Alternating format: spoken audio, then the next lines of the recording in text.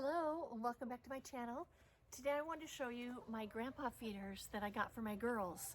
I was sitting in my covered patio, I affectionately call it the Bourbon Lounge, last summer, and I looked over to the left and there was a giant rat strolling across my lawn, headed to my chicken coop to feast. And I said to myself, no, I am not continuing to feed the wildlife. So I went on a quest to find something different that I could safely feed my girls and not feed the rest of the wildlife population in my neighborhood. So here's what I came up with, these grandpa feeders. So here's the two that I bought. I decided because I separate my girls when I get new ones, and I had just gotten my golden sex links, they were just babies in the garage, that I needed to have two separate feeding areas that were still safe, that I wasn't wasting all that money from feeding all the rest of the squirrels, the mice, the rats that I saw. I saw another one sleep in the girls' bottom nesting area in one night too. Anyways, so I got two, and I decided that if I was going to get new chickens, I had to do it anyways, just bite the bullet.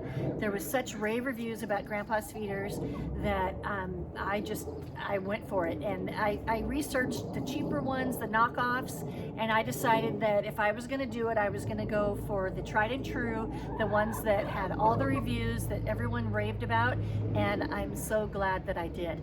So let me show you a little bit about them. They're amazing. You pop off the lid. Oh, see, there's gonna be, you're making it hard, Vivian. So cute.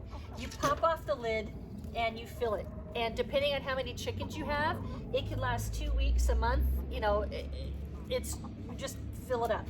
And then, like you just saw, the chickens step on it, which opens it up, and then they feed out of here. This top part's normally not open for these girls. And they just feed and close it back up. So the mice, the rats, the squirrels, the birds, they're not heavy enough to stand on this to open it up to feed. So yeah, you're lucky you're getting that, huh? So it's really easy. Like I said, you just pop that off. There's a little hole in the back. Bah, done, closed. And then they step on it, like I said, and here it is. There's a little metal grate here that filters anything from going in, and it's super, super, super easy. And just look at her. She loves it. They all love it. It was a little bit of a learning curve when I first got it. You have to train them how to use it, and it comes with instructions, and there's a little setting inside with some little metal pieces, and you can make it stay half open, if you will, so that the girls can get at it to understand that's where their food's coming from now. And then after they've, oh, there she goes, another one. And it's so funny. I digress. It's so funny when you're off doing yard work and you hear bump, bump, bump, bump, like that. When it opens and closes, you know your girls are eating. It's so cute. Anyways, so you can have it halfway open while you're training them. And then once they figure out that's where the food source is, you eventually, it took about 2 weeks for my girls, you close it, and then they learn to step on it, and that will open it up to allow them to access the food. So what I've been doing at nighttime is I put a rock on it, and you can see a rock by the side of either one of them, just to secure them at night, because I don't want predators, you know, a raccoon or whatever other possum that may come at night that's a little heavier that is big enough to open it. I don't want them to have a feed fest at night, so I do put the rocks on them at night. Now, also what I did when I was training them is I would just come by and do my normal things and just randomly step on it, open it up, hold it open, and the girls would come running and also learn that that's where the food is and how to access it. And once I opened it and one came, a lot of times it was this girl, Vivian, this little smart one. Come here, baby. Vivian's a very smart girl. Yes. She would come a running first, and then once she's got it open, the other girls, oh, you can't see her, Lucy, she's a little bit more timid. Once it was open, Lucy would come and then feed on it too. And then eventually she got used to the fact that it was going to open and close, and she could open it too. So it's been a godsend, and they're I don't know, I paid $125 each or so. it was so well worth it because I have fed the wildlife, like I said, for a year off just having my other tube feeders, which work fine, and I still have one inside my coop, which I'll show you, but I just couldn't stand the squirrel running out, having had a full meal inside my coop, or the rat at night, the mice, the birds flying in and out. There were several birds that got caught in my coop, you know, flying in, trying to find food, and then finding the feeder, and bam. So I really recommend, if you're having a problem with wildlife feeding off your chickens, this is something to look at and check out for yourself. I don't know how many years it's been around. It's a long time, and there's such good reviews, and I'm so happy I did it. Now, as a side note, I have little concrete pieces underneath it because I found it to be more stable. You could put wood underneath it, you know, whatever you have, a couple bricks, just to make it more stable. If your ground's a little soft like mine in the winter, I'm in Washington State. So I found that to be helpful, and just to, you know, even it out, because my ground, as you can see, is not exactly level. So that was very, very helpful for me. So here's the original feeder, and there's nothing wrong with it if you don't have a problem with rodents and other varmints coming and getting in your chicken's coop. So I kept it because when I go away, and maybe I'm going to be gone the whole day or go away for the weekend, and I want them to still be able to access food if they're locked up for the whole night or whole day, then I fill this up still, and they can still eat off of it. It has a lid. It has a little feeder part at the bottom. They stick their head in, and it works. It's just open access to everything versus the grandpa feeder. So it's gonna stay in there, and my girls still use it. Hi, honey. You're so pretty, Sophia. So it's gonna remain there. The only one I did remove was the waterer, and I don't like the cylinder waterer because it got slimy and green and mildewy all inside, and I just don't want to feed my chickens that kind of water. So I switched over to this, which is just a normal waterer you buy at any hardware store. They even have them at Walmart. Yes, bunny. And the reason the water is colored is because I've given them right now probiotics and some apple cider vinegar to help them, because one of the girls is sick. So I want to make sure that everybody else is okay. So the water is not normally that color. And then the little base it's on is for the winter time, and it only heats up when it's freezing outside, and it just has the smallest little heat to make the water not freeze. Hello, Ginger. Did you leave an egg up there? She was just up there laying, I think. So that has been a blessing too. And this is so much easier to clean out than a cylinder like that full of water. So although they're very popular, they don't work for my needs. So maybe they work for other people's, just not my needs. And this is way better, as is the grandpa feeder. And did I mention I fill that up and it lasts 10 days to a month. I have 2, so for me it's lasting even more than a month because I only have 8 birds. So absolutely love it. Let's check out, did Ginger lay an egg? She did. Good girl, Ginger. Ginger is my adopted Americana. I was told she was 2 years old when I adopted her a little over a year ago. So if that's true, she's a 3-year-old Americana now, still laying. Good girl, Ginger. That's amazing. Let's go see, because I only collected 2 eggs this morning when I let the girls out. Let's go see if there's any more eggs. That's our culprit, Ginger. Hi, Bunny. Good girl. Good girl, Ginger. Good girl, Bunny. Now she's like, let me get food. I just laid an egg. Let's see. Nope. Yes, 3 more. So that would be Ava, Marilyn, and Vivian that laid. I already got Sophia and Gracie this morning. So 4 more eggs. That is a total of 6 eggs today. That is amazing. So Lucy didn't lay. Is that Lucy? Where's Lucy? Yep, that's Lucy. Lucy didn't lay today. She's my second Americana. And then sadly, my Goldie is sick. Where'd she go? Goldie. There she is.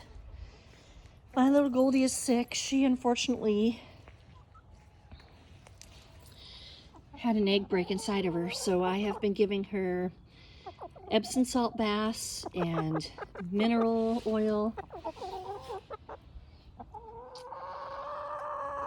and olive oil, and trying to get her to expel it all, but unfortunately it's not a good prognosis when a hen breaks an egg inside. She is my golden child. She's adorable.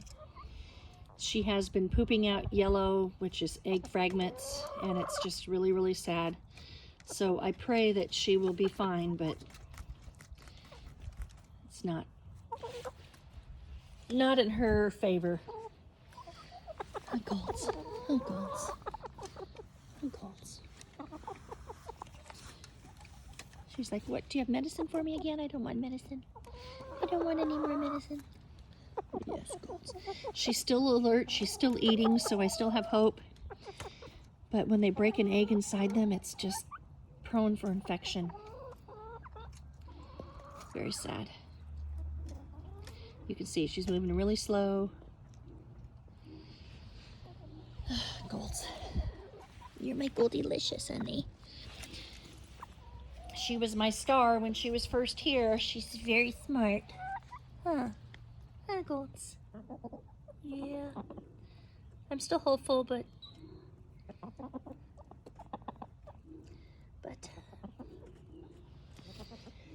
now the grazing box. Move on to happier things.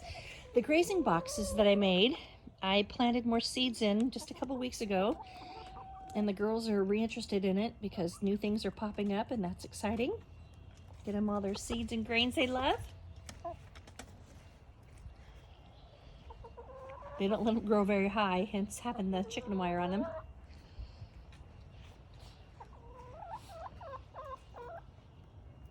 So yeah. I recently had an arborist deliver some wood chips, freshly cut cedar and freshly cut Douglas fir to my house. My driveway is absolutely stuffed with the chips. So I decided to not only put it around my yard, but I'm going to put it in the girls' run. Now, you can't do cedar because there's oils and toxins that, I shouldn't say toxins, but I guess it is toxic to the chickens. There's oil and other things in the cedar chips that are bad for their respiratory system that will cause them to get sick. So you can't use cedar in a chicken run, but I can use Douglas fir, and pine's another common one. He was cutting a Douglas fir tree the next day. So he delivered me those chips, and I have started putting them in here.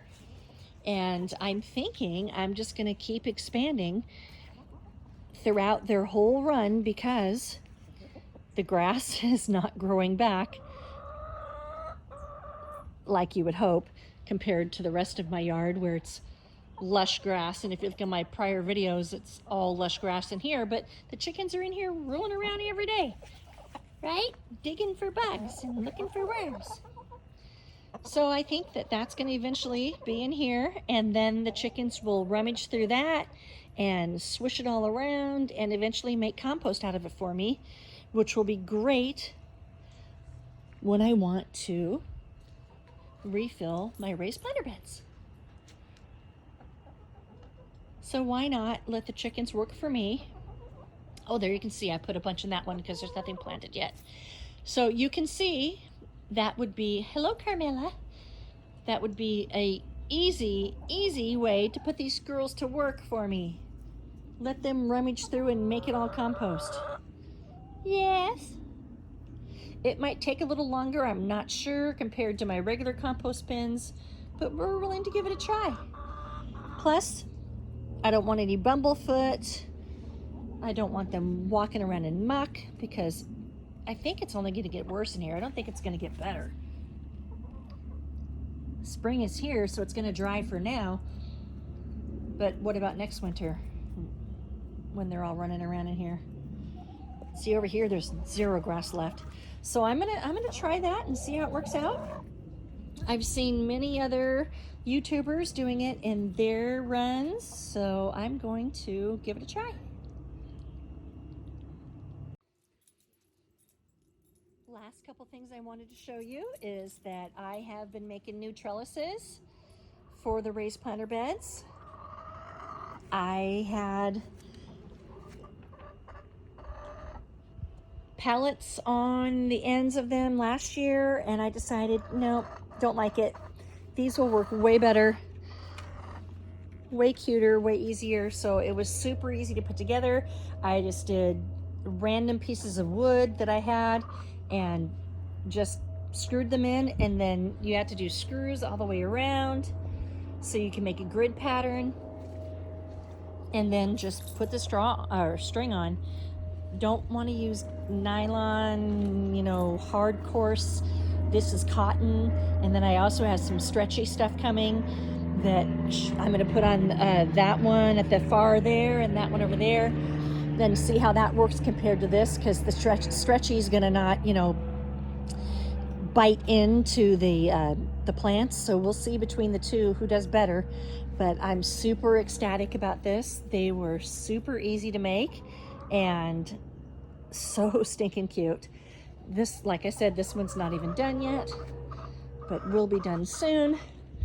Here is my less than perfect one because it was my first trial guy, but I'm not gonna take her down. I'm gonna let her be, and maybe next year if I have to cut anything, she'll be the one I have to restring, but that's just fine by me.